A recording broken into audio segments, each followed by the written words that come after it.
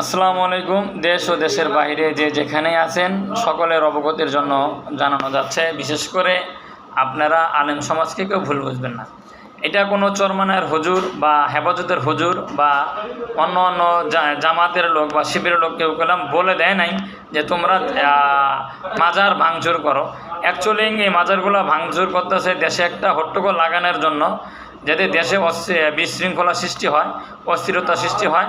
এই সমস্ত তৃতীয় পক্ষের লোকদেরকে আমার জানা মতে সকলে লিপিবদ্ধ হয়ে বাংলাদেশের জনগণ সবাই ঐক্যবদ্ধ হয়ে যারা আগুন, লুটপাট এবং ভাঙচুর করবে তাদেরকে ধরে জনগণই শাস্তি করবে। যেহেতু বাংলাদেশে বর্তমান এখন পুলিশ প্রশাসন নাই, দেশকে রক্ষা এবং দেশের জানমাল রক্ষা দেশের জনগণই আপনারাই নিজের সিপি দিবেন। তো এটা সকলেরই সবাই সজাগ থাকবেন, বাংলাদেশে যেন কোনো দুষ্কারিতা বা কোনো পাগল এই সমস্ত কাজ করতে না পারে। অ্যাকচুয়ালি এই ক্ষমতা চুক্ত হঠাৎ করে ক্ষমতা হাত থেকে ফুসকে যাওয়ায় অনেকের মাথা খারাপ হয়ে গেছে। ওই সমস্ত লোকেরা হয়তো রাস্তাঘাটে এসে ভাঙচুর করা শুরু করছে, তাদেরকে ধরে উপযুক্ত উত্তম মাধ্যম দিয়া দেশের সেনাবাহিনী হাতে তুলে দিবেন। সবাই ভালো থাকবেন। খোদা হাফেজ।